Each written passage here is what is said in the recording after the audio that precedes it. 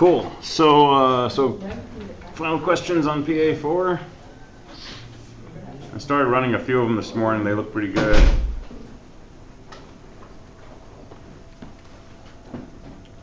One comment I'll make in general, when you're using scanners, if you're trying to read in a line at a time, use next line. It's the most straightforward way to go. And on this assignment, right, everything that the user types, they hit enter at the end. They say yes, enter, no, enter. I was thinking of a dog, enter, does it bark, enter, right? Everything that you ingest from the user is coming in on one line.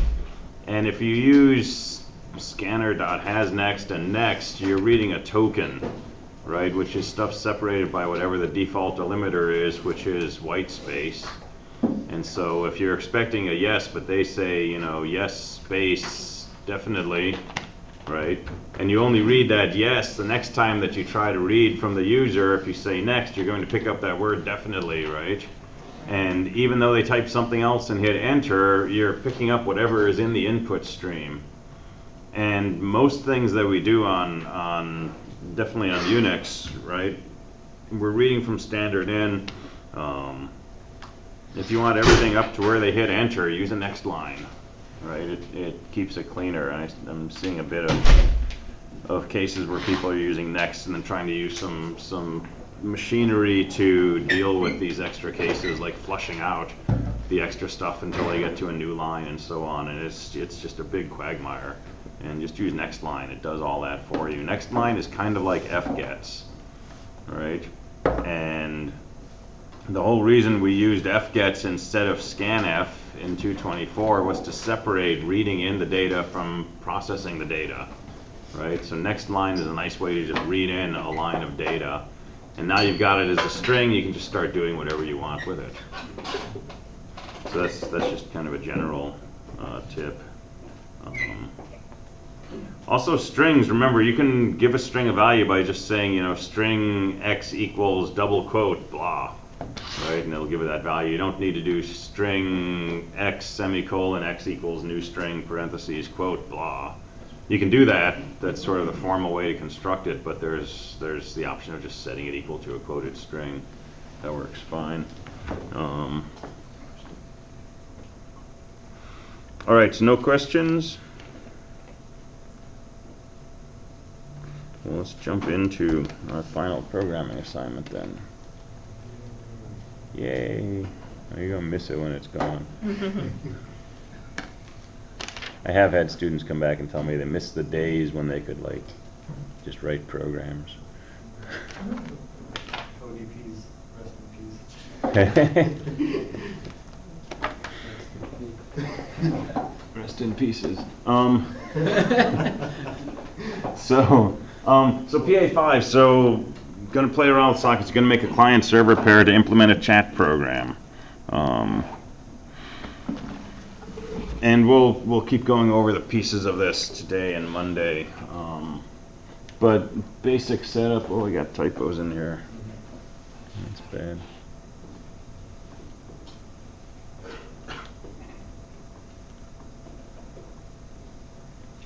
So you're going to write two programs.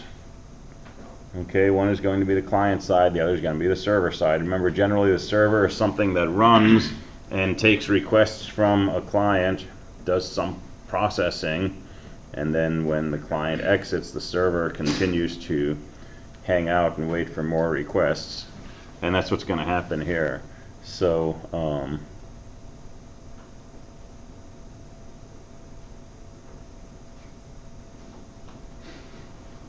questions. So it's going to be a chat system, but you can think of it sort of as almost like a help desk model where the server is always running and ready to chat, right? And a client comes along, can open a connection and say, I want to chat, and you can have a two-way communication. When the client exits, the server does not exit. It continues running, and now if another client comes along and makes a connection, you can continue having a conversation with them.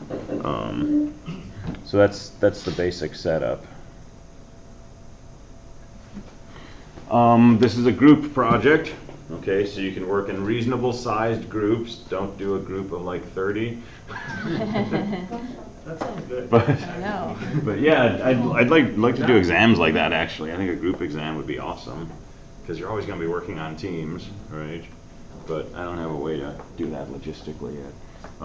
So reasonable sized groups, you can do this command line based, you can do this Eclipse based, okay? It's your choice.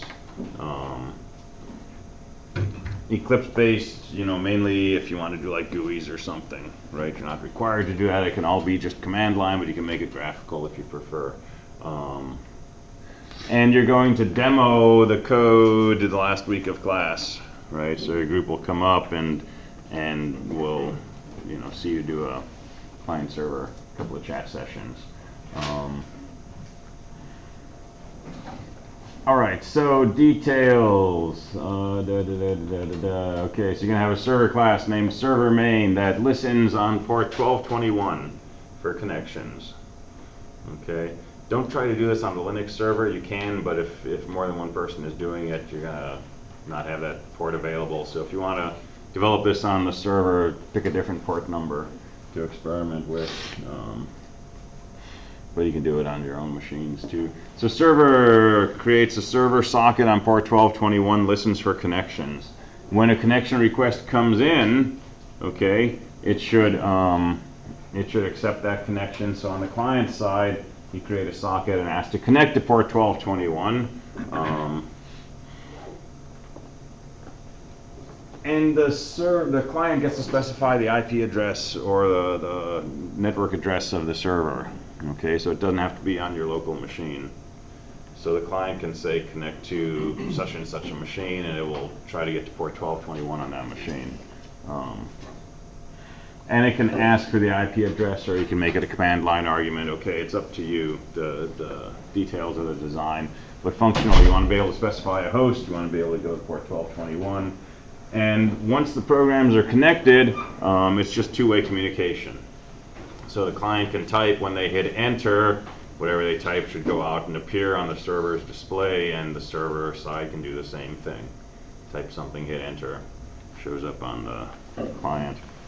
Full duplex communication means that you can be sending in both directions at the same time. I can be typing a message on the server side, and you can send me 15 messages, and I see those 15 messages while I'm still typing my message. Okay?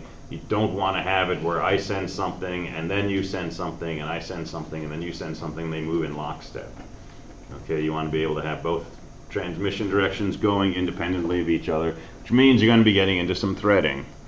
Okay? You're going to need a thread that'll do sending and a thread that'll do receiving on each side. So wait for the user to type input. When enter is pressed, transmit the entry to the other program via a socket connection. This is where next line will come in handy if you're using a scanner. But there's other ways to do this as well. Okay, at the same time, you're monitoring the socket. Whenever information comes in, you dump it out to the display, go back, wait for more socket information to arrive. Okay, exiting is potentially tricky. The client can exit pretty easily. You can just hit an end of file, right? And now the client knows it has to exit. It can close out the socket and just do a return from the main method. On the server side, it needs to notice that the connection has gotten closed. And that's going to happen when you try to read from the socket. You're going to throw an exception if the connection gets closed. So you want to use a try-catch block. But be tactical about your try-catch blocks. Don't put your whole program in a try-catch block, because if something goes wrong, you don't know if it's because the port's unavailable, or the host didn't exist, or the connection got closed, or something else, right? So right around where the socket gets read, you can get an exception, catch that, and use that to say client exited, going back to waiting for more connections. All right, so server continues running, listening for another incoming connection request. And proceeding again as above. So GUIs, command line options, all sorts of things, totally up to you. You're allowed to work in groups and demonstrate your code in class. Ballpark 5-minute demonstration, but I'm not timing you. All right, so this is the 3/4 page assignment. Because there's a lot of flexibility here. Okay, but you got the idea what the requirements are, right? Two-way communication, graceful shutdown, server keeps running, accepts another connection. And I've used this assignment before, and I've seen a wide range of implementations, right? From exactly this up through, you know, a full-blown IRC kind of setup where you can have multiple people chatting at the same time, and it throws a nickname in the front of each line of text that tells you who sent this, and so on and so forth. And again, it's a good platform to experiment with and build on. So have fun with it. So to work up to this, I recommend having something like Telnet available, right? You can get away with PuTTY also. Telnet's a little quicker to fire up, but PuTTY works. But something that will let you act like the client side without having to write the client side software, right? So you can work on the server side first and use PuTTY or Telnet to implement the client. And so now you only have to get half of it working to actually start debugging. Otherwise, you gotta build the client and the server, and if it's not working, you don't know where the problem is, and so on and so forth. So if you want to partition it, I would say start on the server side and just make a socket, listen, accept, and start sending stuff out and back. And we'll do some more server side stuff this morning. And once your server is working well enough to, you know, respond to things being sent to it, now you have something that you can use to test your client-side software. So now you can write something that creates a socket, tries to connect to port 1221, reads from standard in and sends it out, and so on and so forth. And if you make these things move in lockstep, right, read from my keyboard, send it out, read from the socket, print it out, that's a good first step too. If you don't want to jump right into the threading aspects, just make it so that I can send something and then you can respond and then I can respond and so on. And then once that's working, you've got the network part down, you've got the sockets down and all of that, now you can start trying to split it up into 2 threads. Okay, or if you want to do the threads first, you can go with the threaded part first. So there's a lot of different pieces to it, and that's actually advantageous because you can pick those one at a time and drill down into each of those. So you only have a week for this, okay? This is due this coming Friday. And it's a group project, so you can, you know, divide the work. As opposed to we're a group, everybody's going to do this whole thing and we're just going to pick the best one. But you have to take some time, right? And group work is tricky. I always had trouble with it in school because it always felt like the planning wasn't there. Nobody knew exactly what they were supposed to do, and either we'd get to the end and things weren't done, or we'd get to the end and we couldn't put our pieces together, and so on.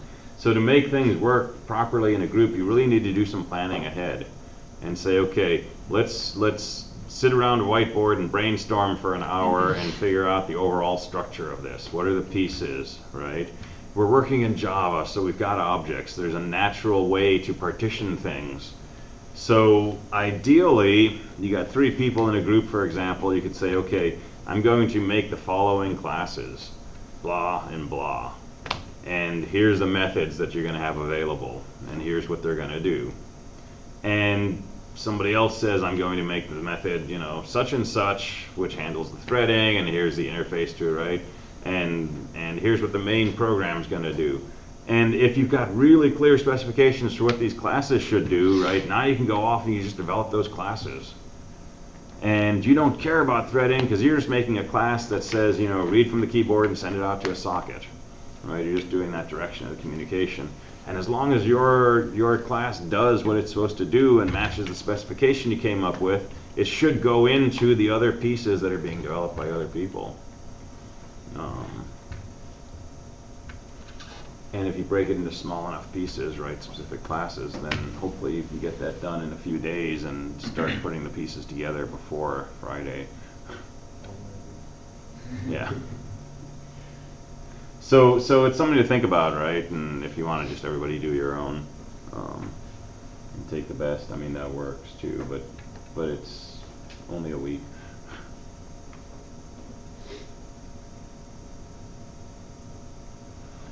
All right, so questions on the kind of overall spec.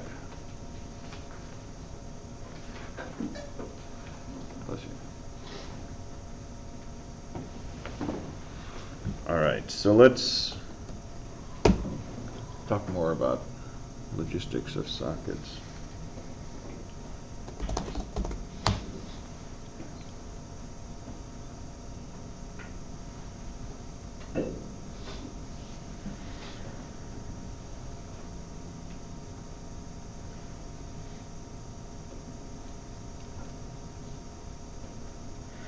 So sockets, we're going to use this get input stream and get output stream method to get a channel that we can use to communicate across the socket.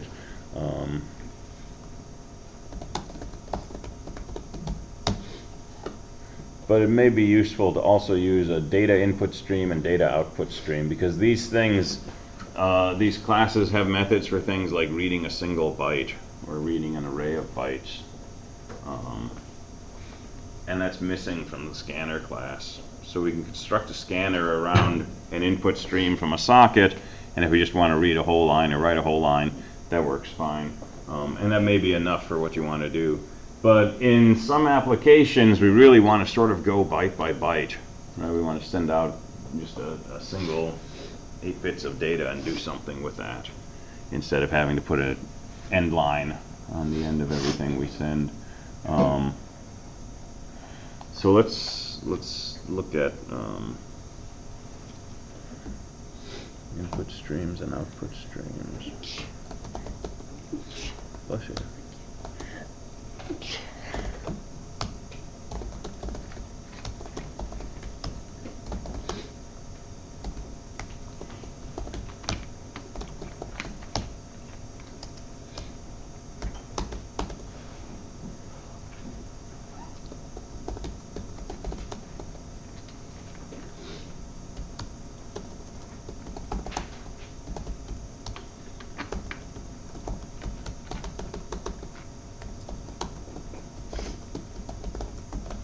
I'll pick on port 1221 for no reason.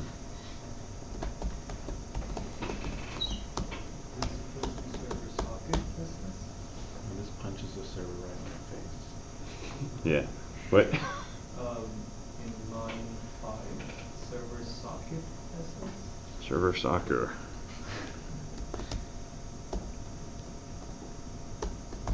Thank you.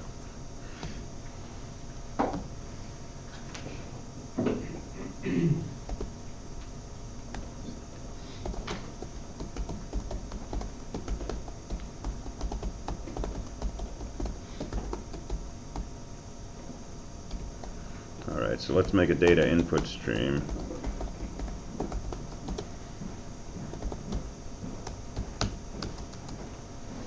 And so socket will say get input stream, we'll construct a data input stream from that. So data input streams are constructed from input streams. And let's just read some bytes.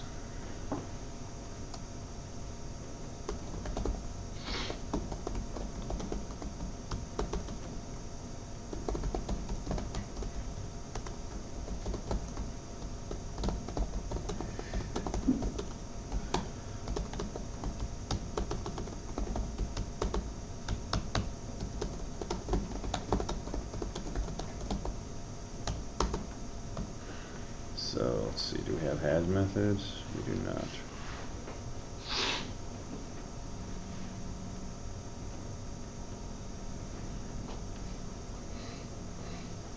So we can read a byte and it can throw an exception, which is end the file exception, if we reach the end of the stream. So let's do this.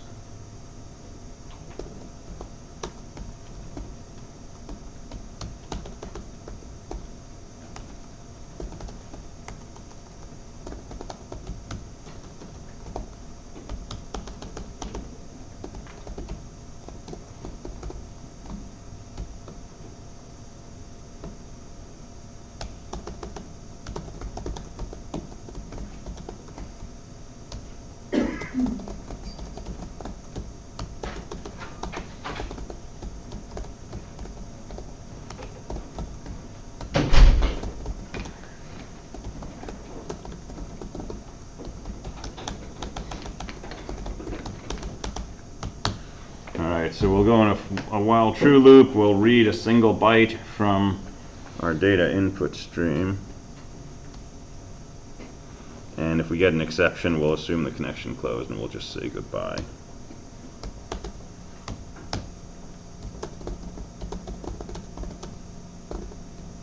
And we should never get here.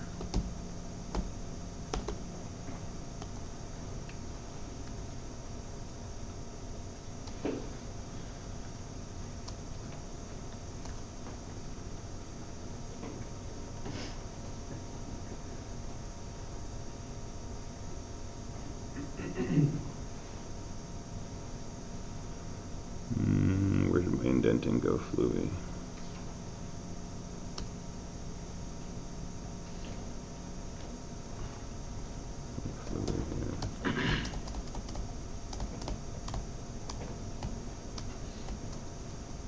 Okay. Just some junk code. So compile that. I need to import about 1 million things.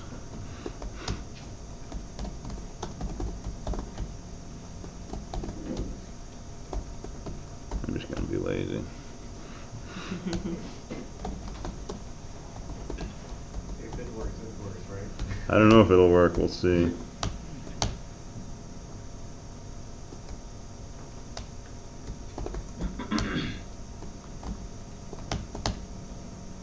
Oh, yay. Alright, so Java server. Alright, so we're off and running.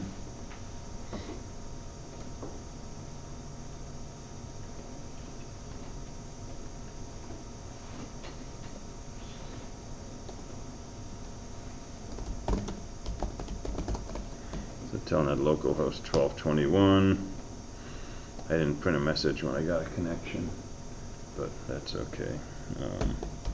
Hello. Oh, ooh.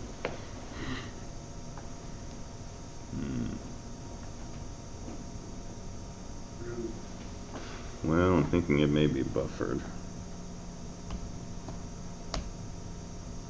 That worked. That worked. Maybe I should print something. What do you think?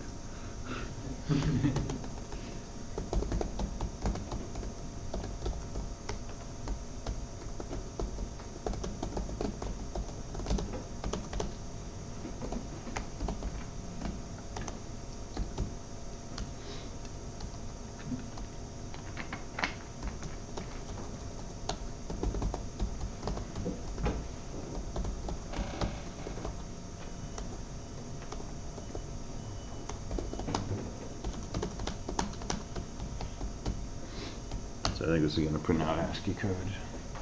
So we'll just print out these bytes one at a time. Alright, so let's telnet again. We got our connection. We can say hello. And so there's the ASCII codes for hello. Followed by character 13, character 10. That's your carriage return line feed. So telnet throws those on the end.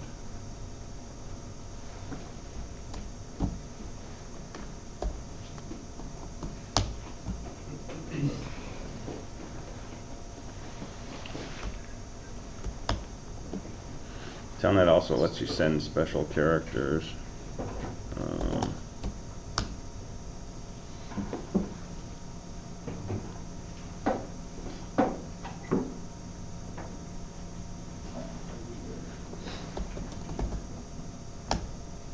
So AYT is a -1 followed by a -10.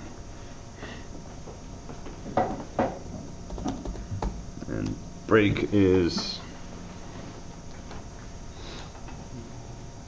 I don't know what that is. That's ASCII though. What if you sent that to file? I'll have to try that.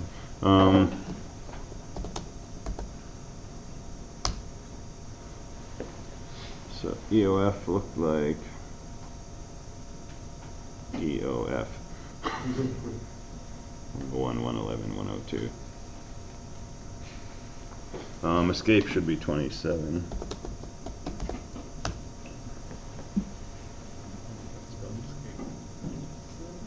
Spelled escape. Well, that's kind of goofy. All right.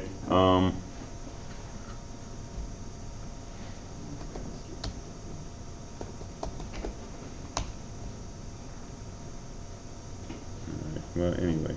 Oh. There we go.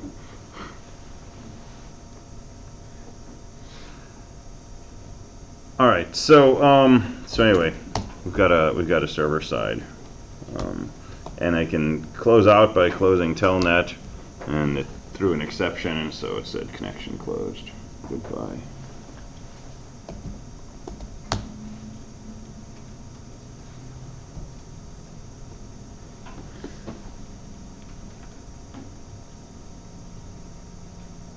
So socket, we can do things like get internet address, get local address, get port.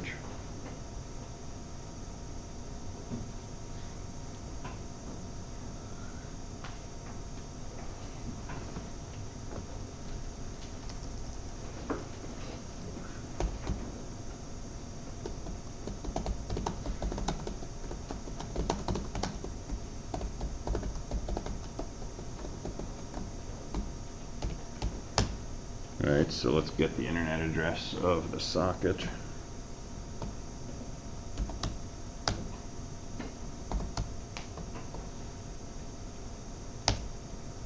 Alright, so socket's internet address is 127.0.0.1.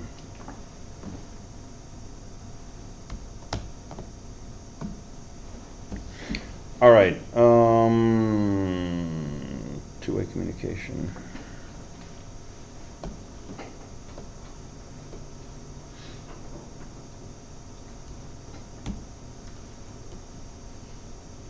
So data input streams also let you do things like read doubles and ints and things like that. So some of the stuff you can do with scanners also, but you can go down to a lower level.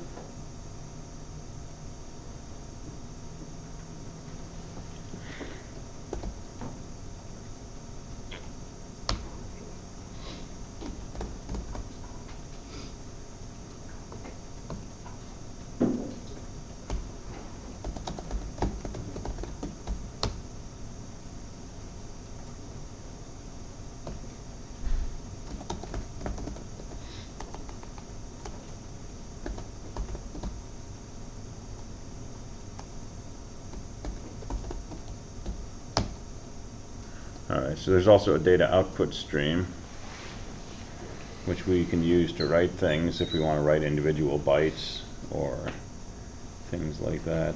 So if we do something like write int, it actually writes out the 4 bytes corresponding to that integer. Right, it's different from, say, C, where we print f with a %d and we actually see the ASCII characters corresponding to the integer's value. If we say write int, it actually writes 4 bytes out. Okay, if we say write float, it writes out the bytes corresponding to that floating point number. If we say write double, it's going to write out 8 bytes corresponding to the bytes for that float.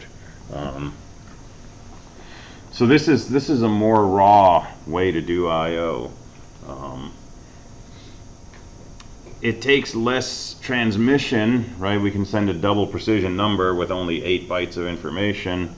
If you print out a double precision number, it might be 20, 25 bytes, depending on how many digits there are and what the exponent looks like and so on.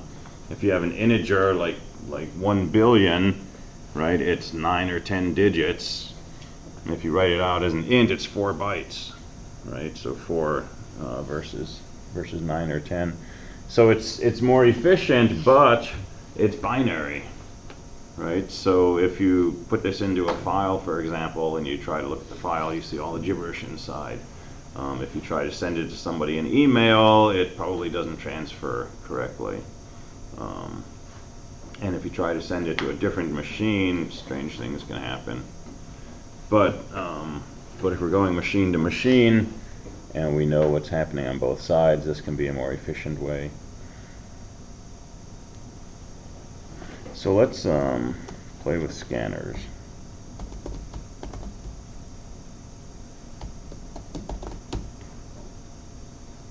And I think I already got print writer.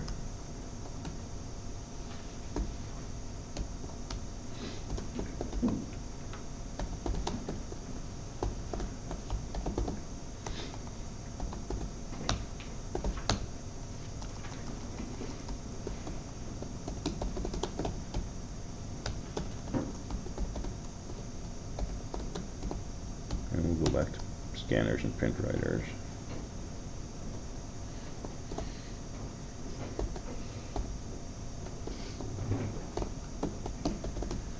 Alright, so we'll make SC, which is a scanner, on the input stream, and let's open a print writer.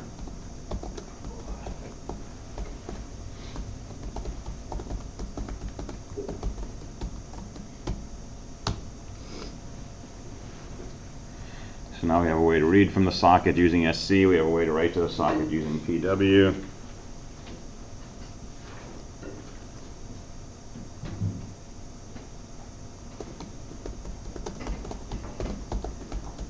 And let's just go line at a time.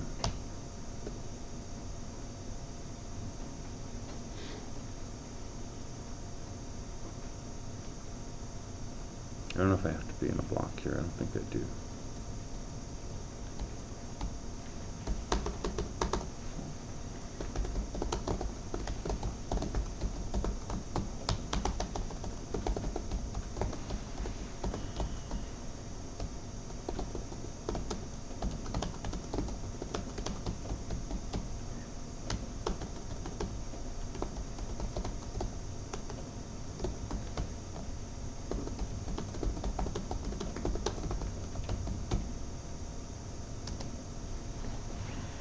Alright, so let's just loop on our scanner, let's read one line at a time, let's echo it here, and then let's write to our print writer a message, and that should come back to the client side.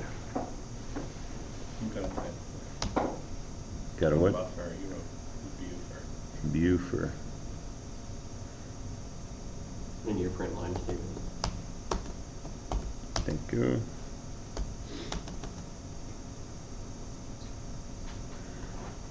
And I'm not going to bother closing anything because I don't want to write another try catch block.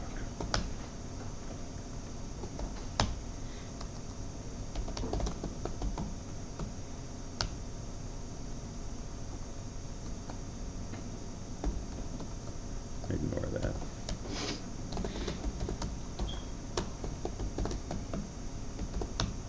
Okay. So let's run our telnet again. So we got our connection. We can say hello. And it received hello. And we did not get our message back. It's supposed to send back hello, thank you for the data. And we didn't receive that. Any ideas? It's something we've occasionally encountered. We're using a print writer. and close. We didn't close. What's the effect of closing? Places it in the buffer. It flushes it, right? And we don't really want to close because we want to keep the communication open, but we do want to flush it. And print writers should have a flush method. So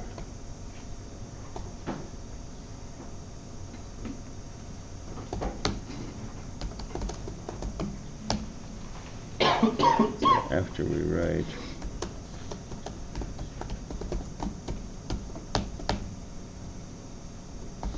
let's flush it. Alright, so we got hello and it sends back hello, thanks for the data.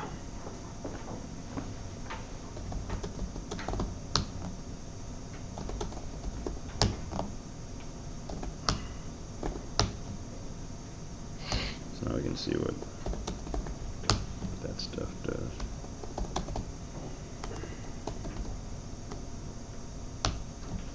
And it's sending something weird.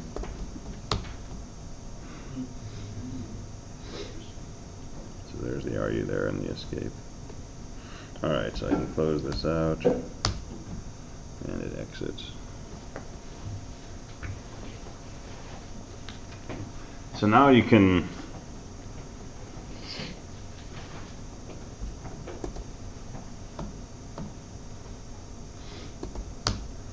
start doing things.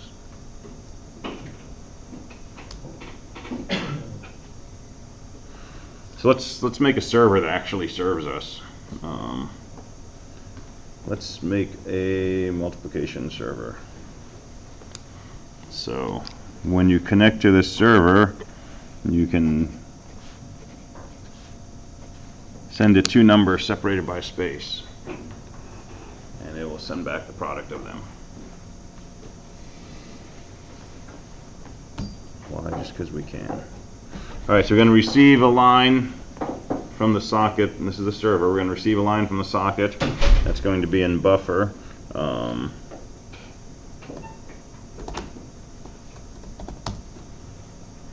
So remember, the string class has all these methods, including a cool method called split.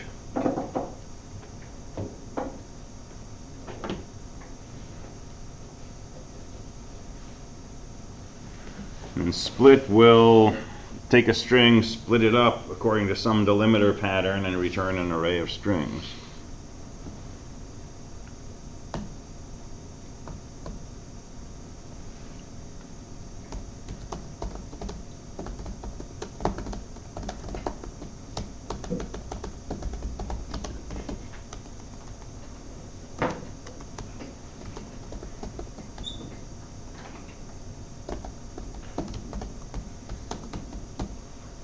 So let's split our string at a single space and put that into an array called pieces.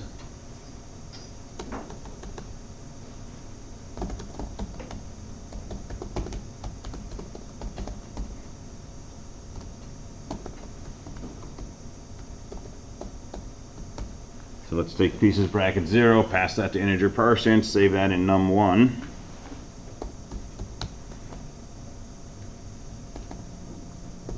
Take the next piece, save that into an integer num2.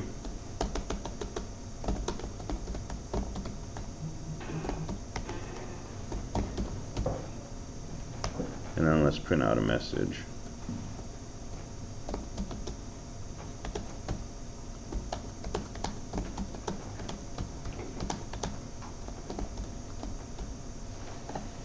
I'll just print out num1 times num2 equals. And I'll print out the result.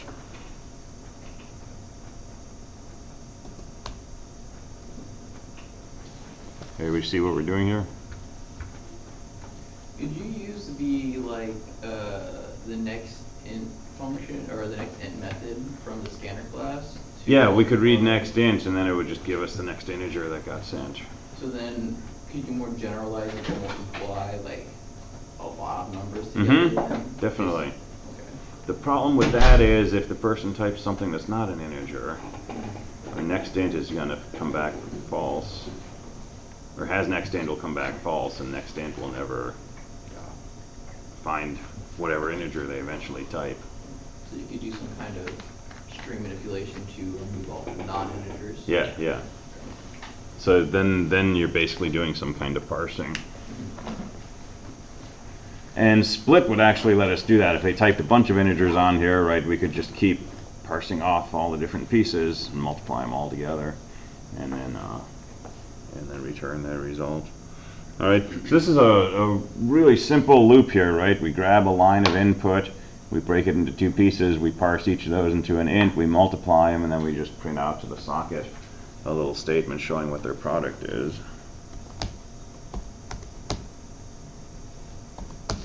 So we can run that, and so we've got our telnet connection, so we can say 2, 3, and it tells us 2 times 3 is 6. And 44 times 5, and so on.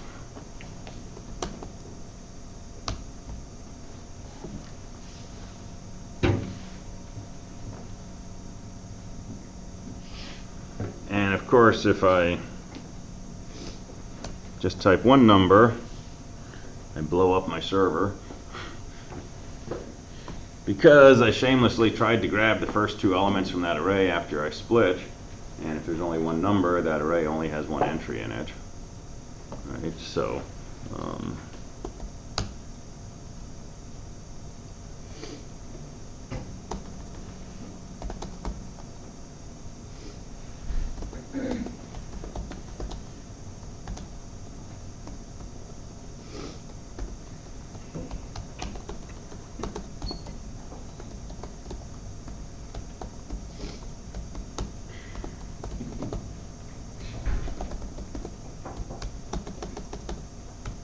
right, so we can save the user from themselves and make sure we've actually got two pieces.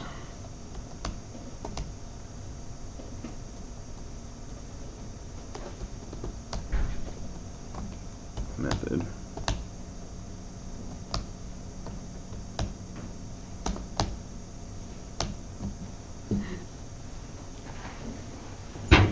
And of course, if you do this, right, you can never keep up with users. Well, that was interesting. It didn't throw an exception. Well, it's like. Oh, I only had one. Yeah. All right, so there we can blow up the server again because we didn't trap the exception from parseInt. So you throw try blocks around that, and you do something else if things aren't valid integers and so on. And generally, when you're writing server code, right, depending on what the nature of the service is, you got to be able to deal with like all kinds of things you might not anticipate. And this is where, you know, all your error checking comes to play. Because there's no tell, right? So you got to imagine the cat on the keyboard, right, chasing a moth or something, and getting strange things you never anticipated, including empty lines, stuff like that. But you know, it's just coding after that. Yeah. If you put like two numbers, I mean number space, number. Does it ignore it or? I think the way that we wrote the fool check, it's going to. Oh, this is bad. I think the way we wrote the check, it's going to call me a fool.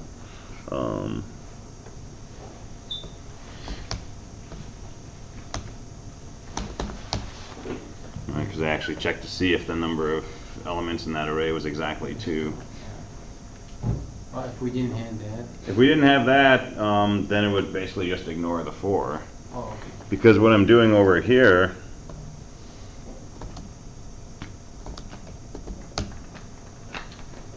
in my loop, I'm saying next line. So that's reading everything up to the end of the line. So I type a bunch of numbers; those all come in, and they're all part of buffer.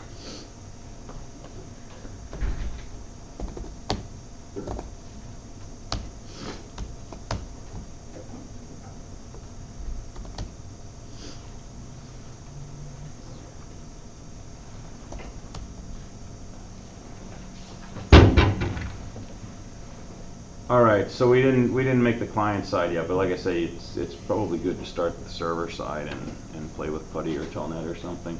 But the client side is almost exactly the same, right?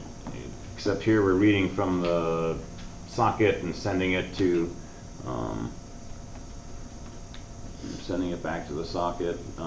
Client side, we're going to read from keyboard and send it out to a socket, and then read from the socket and send it out to the display. And constructing the socket is, with a server socket we put in a port number, with a socket we put in an internet address and the actual port.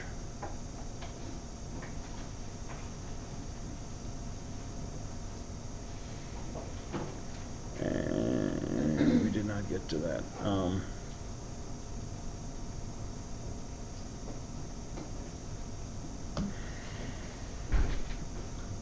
I don't have time. All right, I'll post some code later on today and show you some sample socket construction, just to show you how to deal with the internet address. And then you basically got both sides of it, so you're good to go. All right, I will see you Monday.